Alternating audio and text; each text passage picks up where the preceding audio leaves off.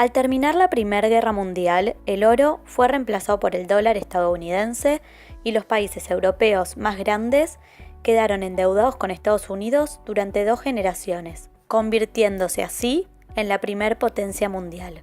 Durante la década de 1920, el desarrollo industrial le supuso un rápido crecimiento a su economía. La buena situación económica trajo como consecuencia una mejora en la calidad de vida de la población norteamericana y el incremento del consumo. En este tiempo crece notablemente la demanda automovilística y General Motors toma un papel muy importante. Es quien marca el ritmo de producción, diseño e innovación mundial, con la filosofía y estrategia de un auto para cada bolsillo y propósito, y una serie de innovaciones históricas que cambian el automóvil en sí. Los vehículos de General Motors fueron más allá del transporte, convirtiéndose en aspiraciones por derecho propio. El Cadillac LaSalle en 1927, con curvas en lugar de esquinas agudas y una postura baja, fue un gran ejemplo de lo que hizo que las personas vieran los automóviles como mucho más que solo un transporte. En 1939, General Motors participa de la Feria Mundial en Nueva York realizando el pabellón Futurama, para el cual contrataron a Norman Belgedes. Él realizó una maqueta gigante del futuro, estimando el año 1960, en donde predijo autopistas y rascacielos. Por otra parte, no podemos dejar de nombrar a un ex compañero de trabajo de Norman, con quien diseñó vestuarios y escenarios para teatros en Nueva York, Henry Dreyfuss. Él diseñaba absolutamente todo a partir del estudio del cuerpo humano, de sus proporciones. Un gran ejemplo de sus trabajos es el clásico teléfono Western Electric de 1937, el cual basaba todas sus partes en términos de relación de usuario-objeto, como también la aspiradora Hoover 262, en la cual Dreyfuss intervino para mejorarla. Walter Thorwin Teague fue un arquitecto y pintor relacionado con el estilo Art Deco. En 1930, Walter agregó su título de diseñador industrial al tener su primer gran cliente, Eastman Kodak, para quien comenzó a diseñar la carcasa de las cámaras de fotos. Otro de sus trabajos fue la radio compacta Bluebird en 1934. En este momento, llegar a la síntesis era símbolo de la modernidad. Otro diseñador que con sus productos remarcaba la idea de funcionalidad fue Herman Miller, a quien Gilbert Roth convenció para vender sus diseños en una sala de venta de muebles influenciado por las Bauhaus. Los ambientes eran más chicos, por lo cual los muebles tenían que ocupar poco lugar y cumplir más de una función. En 1933, Harold Van Doren desarrolló un nuevo material derivado de la baquelita al que llamó Plazón. Podemos ver su inmediato alcance en el mercado industrial a través del primer lavarropas blanco, de la balanza Toledo y de varios objetos que comienzan a ser todos plásticos y continuos. Walter von Nessen es otro diseñador que hay que nombrar, ya que con la lámpara basculante en 1927 causó un efecto de largo alcance en el diseño de la lámpara contemporánea. Y por último, Russell Wright, quien creía que lo más importante del hogar empieza en la mesa y hacía todos sus productos de cerámica. El MoMA es el Museo de Arte Moderno en Nueva York. Fue el elemento principal de la difusión de las artes modernas. En 1932, el MoMA realiza la Exposición Internacional de Arquitectura con el objetivo de mostrar cómo en Europa había un estilo nuevo, sin ornamento, con formas geométricas y demás. A partir de esta exposición, se conoce y difunde la modernidad. La exposición que oficializó el diseño industrial y convirtió al arte no solo en cultura, sino que también en objetos, fue la exposición El arte de la máquina, en la cual por primera vez hay objetos, sean tornillos, máquinas y demás, en lugar de pinturas y esculturas en un museo. Es aquí cuando surge la profesión del diseñador industrial. Y en 1937 se crea la New Bauhaus en Chicago, que difunde ideas de la Bauhaus pero adaptadas a América. Durante este video estuvimos recorriendo todo el camino hacia la modernidad y los hechos que llevaron hasta ella. Pero este es momento para preguntarnos quiénes fueron las personas que realmente hicieron que esto pase. Frank Lloyd Wright 1869 a 1959, fue de los primeros arquitectos que admiraron la máquina y comprendieron sus características esenciales y sus consecuencias sobre la relación de la arquitectura y el diseño de la ornamentación. Frank fue discípulo de Sullivan y dice que en la edad de la máquina, en la que las máquinas locomotoras, industriales, de luz, guerra o barcos a vapor toman el lugar que ocupaban las obras de arte en la historia anterior. En 1893 abrió su propio estudio de arquitectura en Chicago. Fue el introductor del término de arquitectura orgánica, que consiste en que la construcción debe derivarse directamente del entorno natural. Otra de sus aportaciones fundamentales a la arquitectura moderna fue el dominio de la planta libre, con la que obtuvo espacios que fluyen de una estancia a otra. Sus proyectos se caracterizaban por una planta libre y el predominio de la horizontalidad. En sus obras hay que destacar el edificio de oficinas Larkin, la Casa Robbie, la famosa Casa de la Cascada y el Museo Guggenheim. Ludwig Mies van der Rohe fue un arquitecto y diseñador industrial que dirigió la escuela Bauhaus entre 1930 y 1933, año en que fue clausurada. Desarrolló un estilo arquitectónico basado en técnicas estructurales avanzadas y en el clasicismo prusiano. También realizó diseños innovadores con acero y vidrio. En 1911 diseñó la Casa Peris. Una de sus obras más emblemáticas fue el edificio Seagram, un rascacielos de 37 pisos de vidrio y bronce, construido en Nueva York. Su lema principal era menos es más. Le Corbusier fue otro de los grandes padres del modernismo. Con una formación tan solo artesanal, construyó su primer casa a los 17 años. Aprendió después con los mejores arquitectos de su época, Joseph Hoffmann, Perret y Peter Behrens. Él decía que la vida moderna traía consigo una serie de exigencias cuya satisfacción era imposible encontrar en la pervivencia de la arquitectura tradicional. Había por ello que adecuar la arquitectura a la civilización industrial. Un sillón es una máquina de sentarse, los lavabos son máquinas para lavar. El mundo de nuestro quehacer ha creado sus cosas, la ropa, la cuchilla de afeitar, la máquina de escribir, la limusina, el barco a vapor y el avión. Así pues, era absolutamente necesario crear también una nueva arquitectura. Y Le Corbusier la fundó en torno a 5 puntos básicos. Uno era la utilización de elementos de sustentación. Después, los jardines en el tejado, la libre conformación de las plantas, los ventanales continuos y la libre formación de la fachada. Todo ello dentro de un estricto orden geométrico como único generador de volúmenes puros.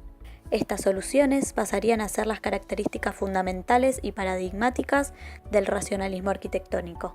La utopía de Le Corbusier fue crear una nueva realidad urbana, una ciudad que fuera una síntesis entre naturaleza y desarrollo tecnológico. Para ello, arquitectura y urbanismo debían estar perfectamente integrados. Ugo Álvaro Aalto fue un arquitecto y diseñador finlandés. Ha sido el único arquitecto de la segunda generación del movimiento moderno que es reconocido como maestro, equiparándose así a Le Corbusier, Mies van der Rohe y demás. Álvar se preocupa por la humanización de la arquitectura, en la que ésta se entiende como propuesta cultural que responda a una sociedad concreta y no solo como algo funcional y técnico. La manera de conseguirlo era proyectando espacios que fueran simultáneamente funcionales y ergonómicos, lo que terminó desembocando en la adopción de una arquitectura orgánica. De sus obras podemos remarcar la biblioteca de Viipuri, el sanatorio de Paimio, la Villa Mairea, el pabellón finlandés para la Exposición Universal de Nueva York de 1939 y la Baker House. Oscar Niemeyer fue un arquitecto brasileño. Fue seguidor y gran promotor de las ideas de Le Corbusier. Fue uno de los fundadores de la arquitectura moderna en su país y diseñador junto con Lúcio Costa de Brasilia, la nueva capital de Brasil. Esta ciudad se levantó en forma de cruz con los brazos ligeramente arqueados, junto a un lago artificial. Cada una de sus 3 zonas tiene una función específica: residencial, oficial y comercial. Muchos edificios de la ciudad son grandes construcciones de cristal y hormigón, de formas originales e imaginativas en la que se refleja la influencia de Le Corbusier. Otra de sus grandes obras fue el Museo de Arte Contemporáneo de Niterói, que fue realizada por Niemeyer a los 100 años de edad, y se levantó en la ciudad de Nitroy como una seña de identidad. El edificio tenía 16 metros de alto y una cúpula con un diámetro de 50 metros con 3 pisos. Tadao Ando nació en Osaka en 1941, considerándose un arquitecto autodidacta muy influido por las obras de Le Corbusier. Se formó principalmente en sus viajes por Estados Unidos, Europa y África entre 1962 y 1969. Durante sus viajes visitó edificios de Mies van der Rohe, de Le Corbusier, de Frank Lloyd Wright o Louis Kahn, algo que le influirá claramente en las formas y materiales de sus edificios. La presencia de elementos naturales en sus obras le acompañará durante toda su carrera.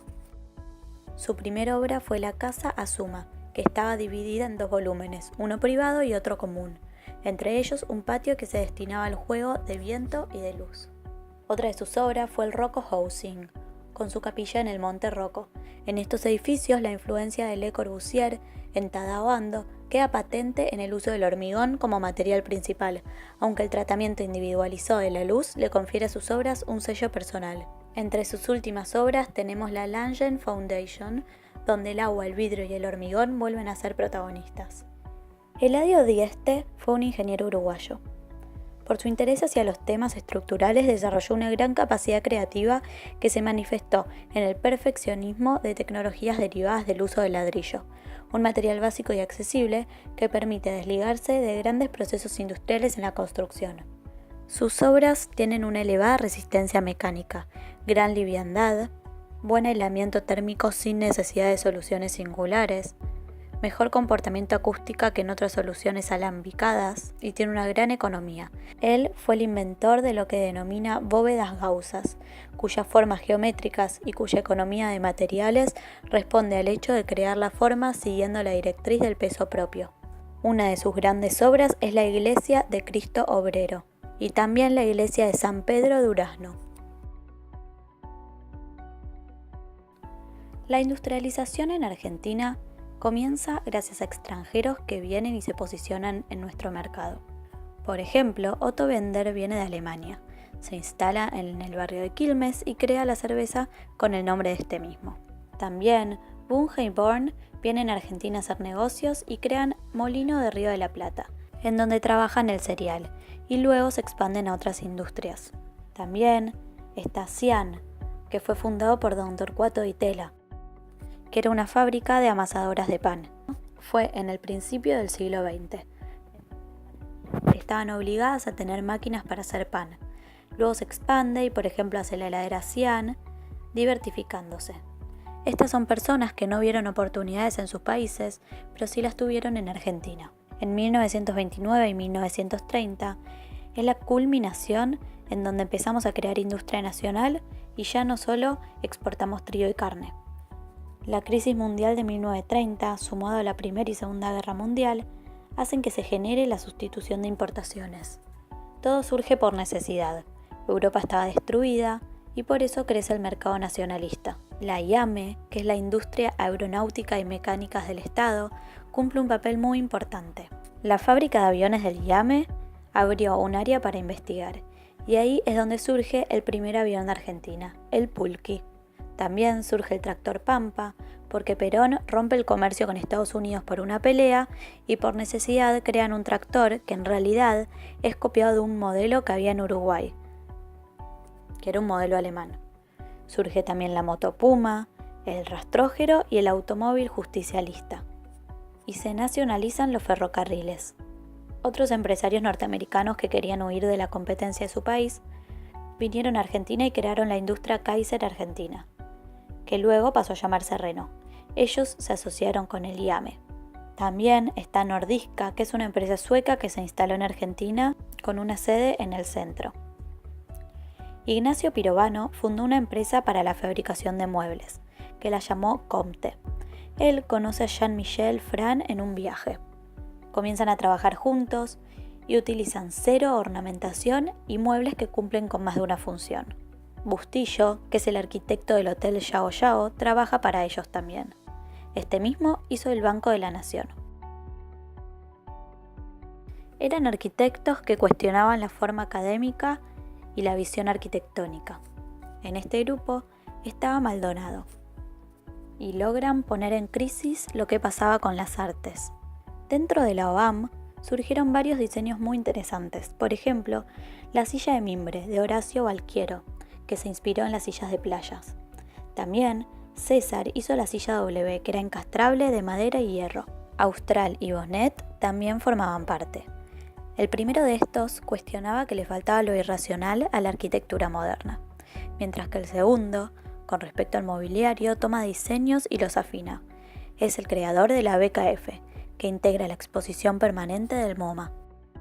Los Eames de Argentina fueron Walter Voss y su esposa, que también era diseñadora industrial. Él hizo la silla bailarina junto con su hermano Germán. Este último hace muebles que regulan alturas.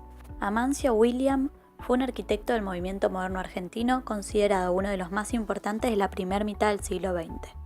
Conocido por sus realizaciones teóricas y por haber diseñado la Casa sobre el Arroyo, también conocida como la Casa Puente, una vivienda ubicada en la ciudad de Mar del Plata. Él es símbolo de la arquitectura moderna por excelencia. Gerardo Bruselas era un obsesivo del estudio del cuerpo humano con relación a los objetos. Él sacaba fotos ráfaga para ver las acciones paso a paso y diseñaba en consecuencia de eso.